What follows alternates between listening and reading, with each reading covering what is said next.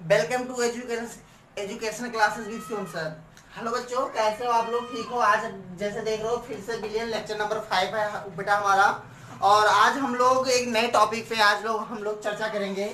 तो हम लोग देर ना करें और पढ़ना शुरू कर दें। वास दाब, जैसे कि आज से इससे पहले की क्लास में आप लोगों ने क्या क्या देखा? इससे पहले की क्लास में आपने सांद्रता, बिलियन की सांद्रता ज्ञात करने की सारी विधि को देखा था और बिलियन की सांद्रता ज्ञात भी करना सीखा। उस पर आने वाले न्यूमेरिकल को भी देखा है।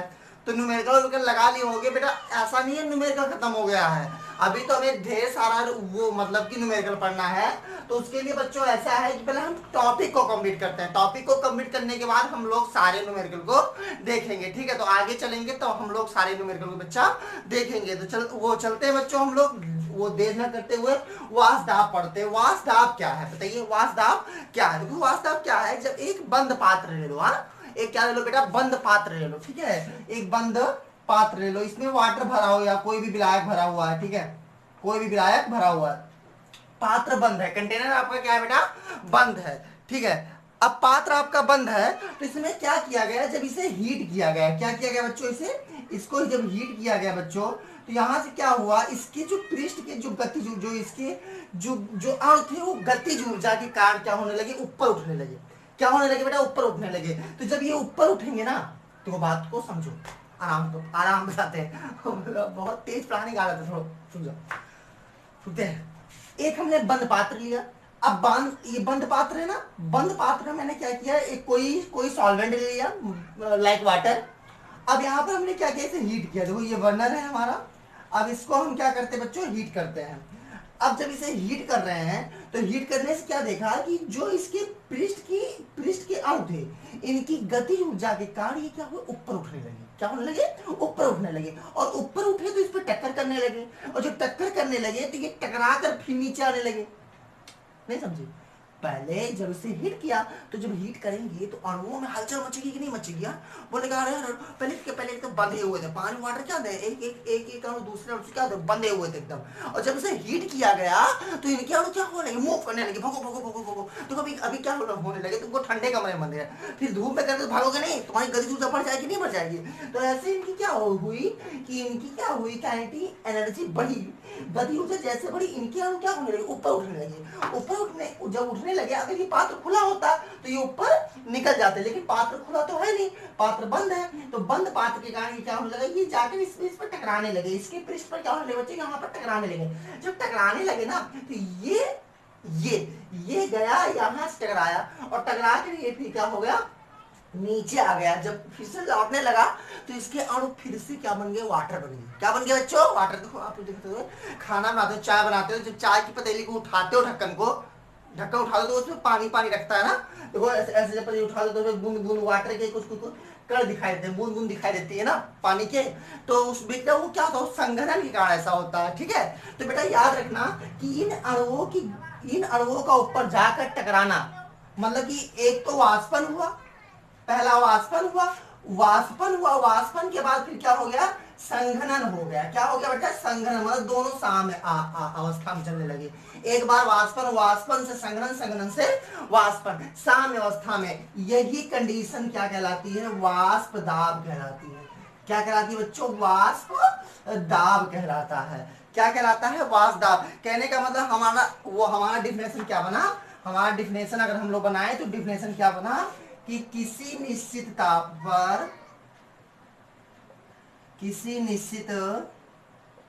पर, ठीक है, किसी निश्चित ताप पर गतिशील साम्य अवस्था में एक दरों पर गतिशील साम्य साम्य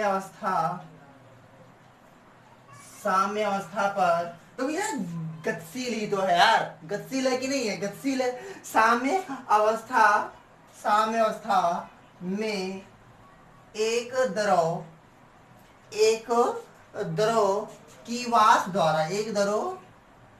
की वाष्प द्वारा वाष्प द्वारा आरोपित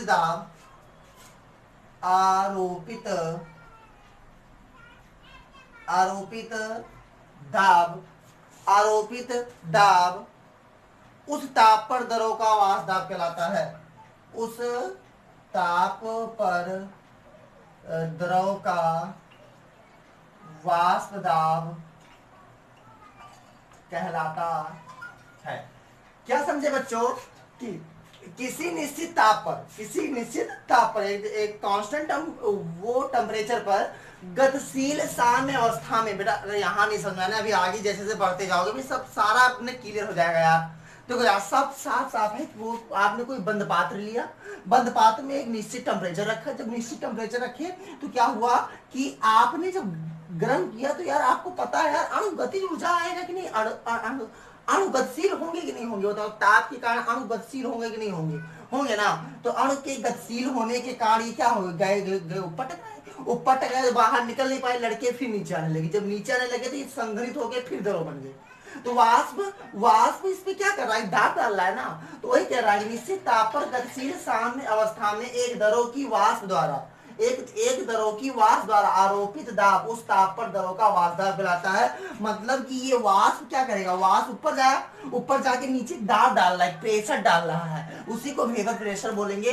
दरों का क्या बोलेंगे बच्चों, वाष्प दाब बोलेंगे। क्या बोलेंगे, वाष्प दाब बोलेंगे। याद रखिएगा, कहने का मतलब दरों और वाष्प क्या रहेंगे, एक साम्य अवस्था में रहेंगे। ये वाष्पन की क्रिया पे होगा और ये संघनन की क्रिया पे होगा। बेटा यही जो ये क्रिया साम्य बेटा अवस्था में आ रही है ना, यही क्या कहलाएगी, दरों का वाष्प दाब कहलाएगी। क्या कहलाएगी बच्चों, दरों का वाष्प दाब कहलाएगी। आप लोग बेटा इसको नोट कर लीजिए, ठीक है। चलिए इसको नोट कर लीजिए आप लोग, क्या कहलाएगा बच्चों, दरों का वाष्प दाब कहलाएगा। चलिए आते हैं हम लोग। अब दरों का जो वाष्प दाब है वो दो कारकों पर निर्भर करता है। कितने कारकों पर वो निर्भर करता है, दो कारकों पर निर्भर करता है। दरों के वाष्प दाब के दो कारक होते हैं। पहला कारक है दरों की प्रकृति। दरों की प्रकृति क्या है, पहला कारक बेटा, दरों की प्रकृति। कारक क्या है, वाष्प दाब वाष्प बेटा क्या है, क्या कह रहा है, वाष्प दाब को प्रभावित करने वाले कारक, वाष्प दाब को प्रभावित करने वाले कारक। तो वाष्प दाब को जो प्रभावित करते हैं उसके कारक क्या है, नंबर एक और नंबर दो क्या होता है, ताप। बेटा जितना ज्यादा ताप में वृद्धि करोगे, ताप वृद्धि से वाष्प दाब बढ़ेगा। क्यों बढ़ेगा बताओ, क्यों बढ़ेगा भाई, ताप बढ़ाओगे अणु गतिशील ज्यादा होगा, ज्यादा अणु गतिशील होगा तो ऊपर की तरफ भगेगा कि नहीं भगेगा, भगेगा ना बच्चा। तो जितना ज्यादा ऊपर की तरफ भगेगा उतने ज्यादा वो क्या करेगा, प्रेशर डालेगा, उतने ज्यादा संघनन क्रिया होगी, उतने ज्यादा वाष्पन क्रिया होगी, इसलिए वाष्प दाब ज्यादा होगा। तो ताप वृद्धि से वाष्प दाब बढ़ता है। दूसरा दरों की प्रकृति। याद रखो, जिस दरों का आणविक क्या बेटा, आणविक आकर्षण बल जितना कम होगा, जिस दरों का आणविक आकर्षण बल जितना क्या होगा, जितना कम होगा उसका वाष्प दाब उतना अधिक होगा। क्या होगा बेटा, उतना अधिक होगा। याद रखिए, क्यों सर जी, अंतराणविक कम होने का मतलब क्या हुआ, अंतराणविक आकर्षण बल मतलब क्या, अंतराणविक आकर्षण बल है क्या, जो बेटा जिस मान लो वाटर है तो वाटर के कण को कोई बांधे हुए है ना, देखो ये मान लो ये वाटर है, ये वाटर के कण है, ये एक दूसरे से क्या हुए हैं, बंधे हुए हैं, एक दूसरे से क्या हुए हैं, बंधे हुए हैं। अब इनका वो आकर्षण बल जितना कमजोर होगा इतने जल्दी ये सारे बॉन्ड क्या हो जाएंगे, टूट जाएंगे, और जितना जल्दी ये टूट जाएंगे उतने जल्दी तो वाष्पन की क्रिया होगी। भाई वाष्पन की क्रिया में अणु टूटते हैं, कभी देखा है कि वाष्पन क्रिया पूरे पात्र का पानी से उठता है, ऐसा तो नहीं उठता ना, थोड़ा थोड़ा उठता होगा। तो याद रखिएगा कि अंतरा आणविक जो अंतरा आणविक आकर्षण बल है वो जितना कम होगा, जितना कमजोर जितना कमजोर होगा उसका वाष्प दाब उतना ही अधिक होगा। तो आप लोग को समझ में आ गया कि ताप वृद्धि करने पर वाष्प दाब बढ़ता है। वृद्धि प्रोपोर्शनल होगा ताप के। ठीक है, किसका, कौन सा वृद्धि, वाष्प दाब। वाष्प दाब वृद्धि याद रखिएगा, ताप बढ़ाने पर वाष्प दाब बढ़ता है। ताप वृद्धि, ताप वृद्धि से वाष्प दाब बढ़ता है, याद रखिएगा बेटा। ठीक है, ताप वृद्धि से क्या होता है बेटा, वाष्प दाब बढ़ता है। और जिन जिन द्रवों का अंतराणविक कम होता है उनका भी वाष्प दाब बढ़ता है, जैसे एथिलीन कोल। ठीक है, जितने जैसे डाई एथिल ईथर, सॉरी बेटा एथिल कोल नहीं, die ethyl ether. Die ethyl ether में क्या होता है, अंतराणविक आकर्षण बल लूज होने का वो क्या होता है, उसका वाष्प दाब बहुत ज्यादा होता है। ठीक है, और अगर पूछे एथेनॉल की, तो एथेनॉल का वाष्प दाब कम होता है। एथेनॉल का वाष्प दाब कम होता है, क्यों, क्योंकि अगर हम देखें ना, अभी यही बताते हैं। जैसे देखो C2H5 C2H5OH बेटा, इसमें HOH मतलब H बॉन्ड होने की वजह से, मतलब कि हाइड्रोजन बॉन्ड होने की वजह से इनमें ये हाइड्रोजन बॉन्ड क्या है, वो ज्यादा वो भैया स्ट्रॉन्ग बॉन्ड है, क्योंकि वो अणुओं को जोड़ता है आपस में। तो अणुओं को जोड़ता है, तो एथेनॉल के पास क्या हो गया, स्ट्रॉन्ग बॉन्ड हो गया। ठीक है, स्ट्रॉन्ग वो प्रबल बंध हो गया, जिसकी वजह से बेटा क्या होगा, आप एथेनॉल को ना जितना ज्यादा टेम्परेचर दोगे तब जाके वो कहीं वाष्प दाब उसमें आएगा। और डाई एथिल ईथर में क्या है, एच बॉन्ड नहीं प्रेजेंट है, एब्सेंट है एच बॉन्ड। अगर हम डाई एथिल ईथर की बारे में बात करें, या C2H5 बांडो बांड C2H5 की बात करें, तो इसमें क्या नहीं प्रेजेंट है, एच बॉन्ड नहीं प्रेजेंट है, जिसके कारण से क्या हो जाएगा, जिसके कारण से बेटा इनका क्या हो जाएगा, एच बॉन्ड प्रेजेंट नहीं है, एच बॉन्ड प्रेजेंट नहीं है, जिसके कारण से बेटा इसका क्या हो जाएगा, वाष्प दाब ज्यादा हो जाएगा। थोड़ा सा टेम्परेचर दिया तुरंत सब उड़ने लगे। ठीक है, तो ये हो जाएगा। ठीक, तो ये हो गया वाष्प दाब। ठीक, अब हम लोग पढ़ेंगे वाष्प दाब में अवनमन पढ़ेंगे। क्या पढ़ेंगे बच्चों, वाष्प दाब में अवनमन। तो वाष्प दाब समझ में आ गया होगा सबको। ठीक है, अब आज हम लोग पढ़ेंगे वाष्प दाब में अवनमन, कि वाष्प दाब में अवनमन क्या होता है। चलो देखते हैं हम लोग कि वाष्प दाब में अवनमन क्या है। वाष्प दाब में अवनमन, अच्छा वाष्प दाब में अवनमन पढ़ाने से पहले हम आपको बता दें कि अवनमन का मतलब होता है, अवनमन का मतलब होता है कमी। अवनमन का मतलब क्या होता है बेटा, कमी होती है। क्या होती है बेटा, कमी। किसी चीज में जब कमी होती है ना, तो उसे अवनमन बोलते हैं। क्या बोलते हैं मेरे बच्चों, अवनमन बोलते हैं। ठीक है, उसको क्या बोलते हैं हम लोग, अवनमन बोलते हैं। तो वाष्प दाब में अवनमन मतलब कि वाष्प दाब में कमी, वाष्प दाब में कमी। अच्छा ये बताओ, वाष्प दाब में कमी, वाष्प दाब में कमी कब आ सकती है, सोचो, अगर माइंड में सोचो कि वाष्प दाब में कमी कब आ सकती है, तो सोचने में यह लगता है कि अगर वाष्पन की क्रिया कम हो जाए, अगर किसी द्रव की वाष्पन की क्रिया कम हो जाए, तो पक्का है वाष्प दाब में कमी आ जाएगी, वाष्प दाब में कमी आ जाएगी। मतलब कि ये अगर हम एक बात बताओ कि यहां पर कोई वाष्पशील द्रव है, कोई वाष्पशील द्रव है, और यहां पर कोई अवाष्पशील द्रव है। क्या है बेटा, अवाष्पशील द्रव है। तो जल्दी हमें ये बताओ कि अवाष्पशील द्रव का, अवाष्पशील द्रव है, किसका वाष्प दाब ज्यादा होगा बताओ। तो आप लोग तुरंत बोलोगे सर जी वाष्पशील द्रव का, वाष्पशील द्रव का ही सर जी वाष्प दाब ज्यादा होगा। क्या वाष्प दाब ज्यादा होगा, वाष्पशील द्रव का वाष्प दाब कहाँ ज्यादा होगा बताओ। इसलिए ज्यादा होगा बेटा, जो वाष्पशील द्रव है वो तुरंत क्या हो जाएगा, तो वाष्पशील है यार, तुरंत हीट नहीं किया, तुरंत उड़ना शुरू कर दिया। ठीक है, तुरंत संग्रह वो सामने अवस्था में आ जाएगा, जो भी हमने बताया, तो ज्यादा प्रेशर डालेगा, तो काम बन गया।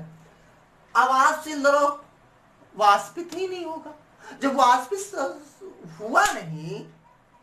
जब हुआ नहीं, तो वाष्प दाब डालेगा कहां से बताओ भैया, समझ में आया कि नहीं समझ में आया बताओ। तो यहाँ अवाष्पशील द्रव हो गया, तो अवाष्पशील द्रव क्या होगा, वाष्पित ही नहीं होगा। अवाष्पित ही नहीं होगा तो वो वाष्पन क्रिया कर भी नहीं करेगा ये ससुरा, तो ये कैसे वाष्प दाब डालेगा, वाष्प दाब डालेगा ही नहीं, वाष्प दाब ये डालेगा ही नहीं बेटा। समझ में आ रहा कि नहीं समझ में आ रहा, समझ में आ रहा ना बच्चों। चलिए देखते हैं। तो अब मानो वाष्प दाब में अवनमन, मान लो यहां पर आपने कोई कंटेनर लिया, यहां पर कोई भी सॉल्वेंट ऑल्वेंट कुछ रखा है, कोई विलायक है, कोई शुद्ध विलायक है, और शुद्ध विलायक कैसा है, वाष्पशील है। आपने क्या किया, इसी विलायक में कोई आवासशील द्रव डाल दिया। क्या डाल दिया, आवासशील द्रव डाल दिया। क्या डाल दिया बच्चों, आवासशील, कोई आवासशील द्रव डाल दिया आपने, ठीक है, कोई आवासशील द्रव डाल दिया। अब कोई आवासशील द्रव जैसे डाला तो ये विलायक था। अब विलायक में कोई विलेय पदार्थ मिलाओगे तो वो क्या बनेगा, विलयन बनेगा कि नहीं बनेगा, विलयन बन गया। जब विलयन बन गया तो इसमें क्या डाल दिया, आवासशील पदार्थ डाल दिया आपने। अब कोई आवासशील जब पदार्थ आपने डाला, पदार्थ डाला, तो जब प्रैक्टिकली प्रयोगात्मक किया गया, प्रयोग किया गया, क्या देखा गया कि इसका आवाज था, अरे विलय का तो था यहाँ पे, अब विलय थोड़ा थोड़ा डाल दिया गया, तो यहाँ देखा गया जो वासदाब यहाँ था वो वासदाब यहाँ नहीं था। मतलब यहाँ वासदाब उतने ही सेम टेम्परेचर पर निश्चित ताप पर देखा गया कि जो विलायक का वासदाब यहाँ था वो यहाँ नहीं रहा, यहाँ नहीं रहा। इसका मतलब क्या हुआ, वासदाब में कमी आ गई। वासदाब में क्या आ गई, कमी आ गई। मतलब कि अगर इसका वासदाब P और P0 P0 मान लो या PS मान लो, इसका PS मान लो, ठीक है। तो क्या देखा गया कि PS की जो वैल्यू थी, जो PS की वैल्यू थी वो क्या हो गई, लेस देन हो गई P0 से। मतलब कि P1 कंटेनर का था, ये P2 हो गया, तो P1 is greater than P2। मतलब है तो वही यार, पानी है तो था, मान लो पानी है, वाटर है, और इसमें कोई आवासशील पदार्थ डाल दिया आपने, कोई आवासशील पदार्थ डाल दिया, तो क्या देखा कि पानी का जो वासदाब यहाँ था यहाँ नहीं रहा, यहाँ घट गया। क्यों घट गया, आवासशील पदार्थ क्या, वो आवासशील पदार्थ क्या किया, पानी को वाष्पित होने से रोकने लगा। यही वासदाब का अवनमन कहलाता है। तो डिफिनेशन क्या बनेगा, जब किसी शुद्ध विलायक में, तो डिफिनेशन क्या बनेगा, वासदाब का अवनमन का डिफिनेशन क्या बनेगा बच्चों, क्या बनेगा कि किसी शुद्ध विलायक में, किसी शुद्ध विलायक में आवासशील विलेय पदार्थ, आवासशील विलेय पदार्थ घोलने पर या मिलाने पर, या मिलाया जाता है तो शुद्ध विलायक के वाष्प दाब में कमी हो जाती है, वाष्प दाब में कमी हो जाती है, कमी हो जाती है। यह कमी वाष्प दाब का अवनमन कहलाता है, यह कमी वाष्प दाब का अवनमन कहलाता है, वाष्प दाब का अवनमन कहलाता है। क्या कहलाता है, वाष्प दाब का अवनमन। बेटा थोड़ा सा राइटिंग देख लीजिएगा आप लोग, वाष्प दाब का अवनमन कहलाता है। क्या कहलाता है मेरे बच्चों, वाष्प दाब का अवनमन कहलाता है। क्या, किसी शुद्ध विलायक में आवासशील विलेय पदार्थ को मिलाया जाता है तो शुद्ध विलायक के वाष्प दाब में कमी हो जाती है। यह कमी वाष्प दाब का अवनमन कहलाती है। हम वाष्प दाब का अवनमन क्या लिख सकते हैं बेटा, वाष्प दाब का अवनमन बराबर, वाष्प दाब का अवनमन बराबर P0 माइनस PS। क्या, अगर कोई वाष्प दाब का अवनमन कहे तो क्या कहेंगे, शुद्ध विलायक P0 का, मतलब विलायक का वाष्प दाब क्या होता है P0, तथा विलयन का वाष्प दाब क्या होता है PS, तो P0 माइनस PS। ये हम क्या बोल सकते हैं, वाष्प दाब का अवनमन। क्या बोल सकते हैं बेटा, वाष्प दाब का अवनमन इसे कहा जाता है। ठीक है, ये हो गया वाष्प दाब का अवनमन। अगर वाष्प दाब का अपेक्षिक अवनमन कहे आपसे, कोई क्या कहे, अगर कहे वाष्प दाब का अपेक्षिक अवनमन बताओ, वाष्प दाब का अपेक्षिक अवनमन, तो क्या लिखोगे बेटा, P0 माइनस PS अपान P0 से डिवाइड कर दो, P0 भी बोलते हैं बेटा इसे। ठीक है, तो बेटा आपका क्या आ जाएगा बेटा, वाष्प दाब का अपेक्षिक अवनमन आ जाएगा। क्या आ जाएगा बच्चों, वाष्प दाब का अपेक्षिक अवनमन आ जाएगा। चलिए बताइए, संग आ रहा है ना बच्चों आप लोगों को, तो ये वाष्प दाब का अवनमन पढ़ लिया हम लोग, और वाष्प दाब का ये पढ़ लिया। ठीक है, अब आज हम लोग पढ़ेंगे, अब एक बहुत, आज हम लोग पढ़ेंगे दूसरा, राहुल का नियम हम लोग अभी होल्ड करते हैं। ठीक है, क्योंकि इसी के बाद फिलहाल राहुल का नियम पढ़ाना चाहिए, क्योंकि वासदाब के अवनमन पर, वासदाब पर राहुल ने बहुत ज्यादा प्रयोग किया था और उसके प्रयोग के आधार पर उन्होंने नियम भी दिया था। ठीक है, तो उसको हम पढ़ाएंगे फिलहाल, लेकिन पहले हम आज आप लोग पढ़ेंगे अणुसंख्य गुणधर्म। क्या पढ़ेंगे बच्चों? अणुसंख्य गुणधर्म। उसके बाद हम लोग सारा चलेंगे। ठीक है, चलिए पढ़ते हैं हम लोग अणुसंख्य गुणधर्म।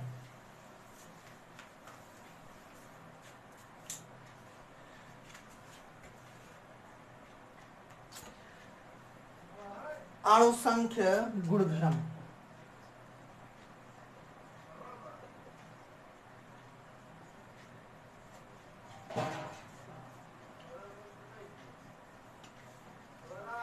अब अणुसंख्य गुणधर्म क्या होता है? अणुसंख्य गुणधर्म, अणुसंख्य गुणधर्म का जो मतलब जो अणुसंख्य गुणधर्म लिया गया है, ये लैटिन भाषा है। कैसी भाषा है? लैटिन भाषा। इसका अर्थ क्या होता है? अणुसंख्य गुणधर्म का अर्थ क्या होता है? अणुसंख्य गुणधर्म का मतलब होता है कि एक साथ बंधे हुए। क्या मतलब होता है? एक साथ बंधे हुए। ठीक है, चलिए ये तो बात हो गई अणुसंख्य गुणधर्म की। अणुसंख्य गुणधर्म क्या है कि ऐसा गुणधर्म, ऐसा गुणधर्म जो विलयन के प्रकृति पर, आकार पर, कि कणों का आकार क्या है, आकृति क्या है, इस पे ना वो निर्भर करे, उसका नेचर क्या है, वाष्पशील है, मतलब कैसा, इससे ना इस पे डिपेंड ना करे। अणुसंख्य गुणधर्म क्या है? जो विलयन के प्रकृति पर, आकार पर या किसी प्रकार के वो रासायनिक गुण पर निर्भर नहीं करता। निर्भर नहीं करता है। क्या करता है? वो निर्भर नहीं करता। विलयन जिसकी प्रकृति, आकार और रासायनिक गुणधर्म पे क्या करता है? वो निर्भर नहीं करता है, वही यार अणुसंख्य गुणधर्म कहलाता है।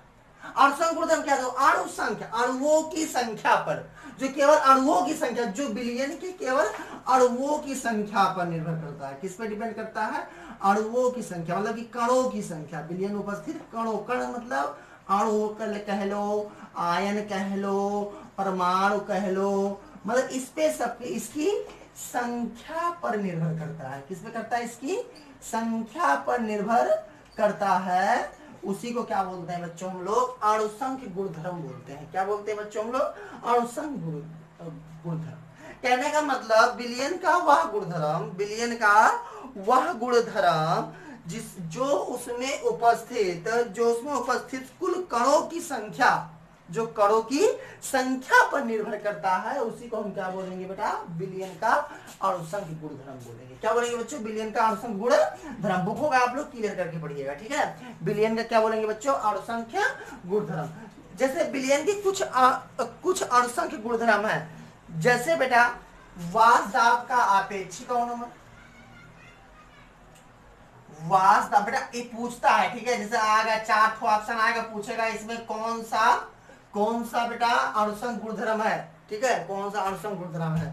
तो वासदाब का अपेक्षिक वो अवनमन हो गया, क्वथनांक का उन्नयन हो गया। क्या हो गया बच्चों? क्वथनांक का उन्नयन हो गया, हिमांक का अवनमन हो गया, और क्या हो गया बच्चों आपका? क्वथनांक का उन्नयन हो गया, हिमांक का अवनमन हो गया, और प्राषण दाब हो गया बच्चों। क्या हो गया? प्राषण दाब। तो क्वथनांक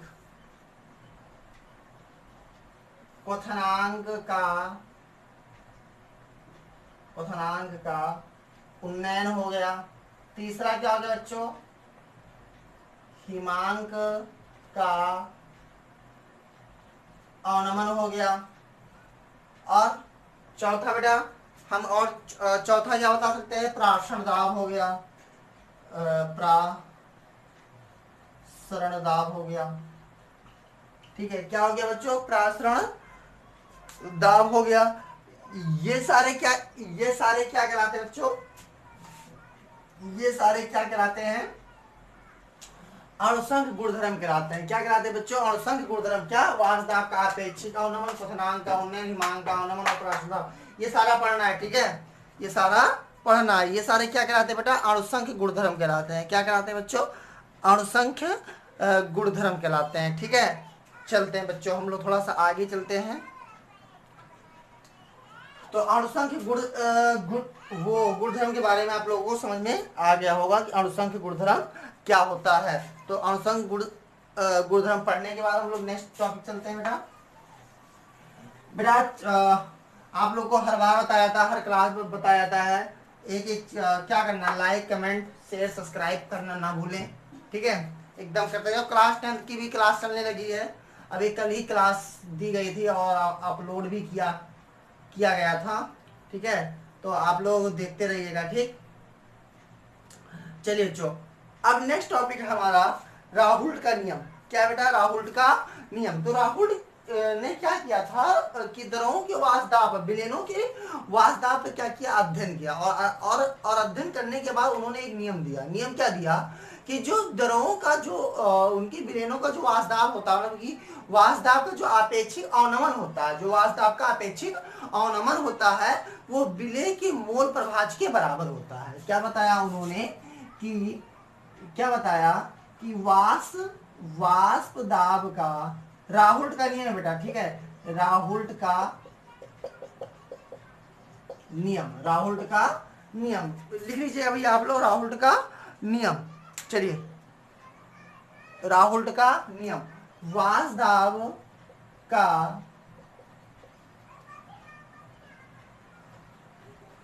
आपेक्षिक अवनमन विलेय के मोल प्रभाज के, विलेय के मोल प्रभाज के बराबर होता है।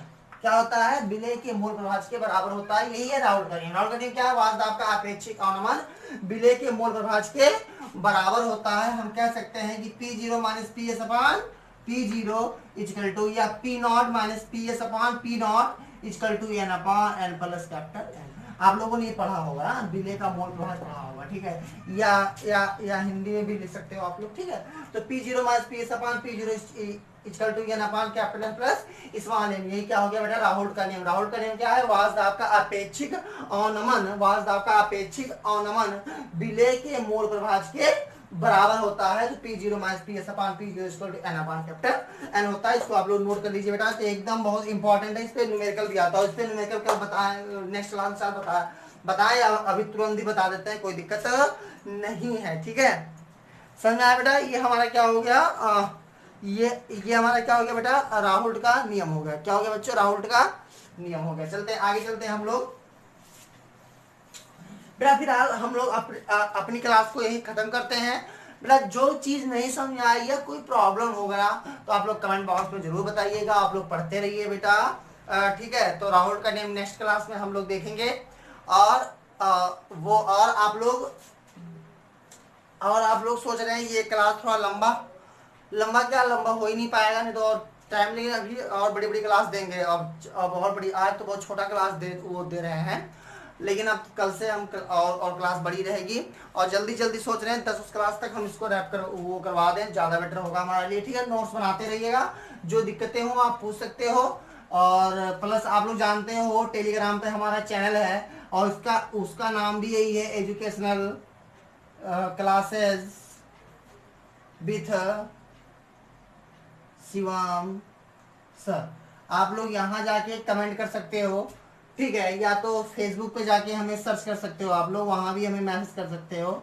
आप लोग शिवम मिश्रा डालिएगा तो यहाँ से आएगा, और वो प्रोफाइल में देखिएगा आप लोग, तो वहाँ आप लोग को हम मिल जाएंगे। तो आप लोग FB पे भी हमें मैसेज कर सकते हो, अपने क्वेश्चन सेंड कर सकते हो वहाँ पर। और वैसे तो टेलीग्राम पे हमारा बहुत ज़्यादा ब्यूटीफुल वो चैनल है, वहाँ पर आप लोग आ सकते हो, वहीं आप लोग पूछ लो, ठीक है। और कोई दिक्कत होगा बताइएगा आप लोग, और पढ़ाई करते रहिएगा, घर पे रहिएगा आप लोग। चलिए बच्चों, जय हिंद।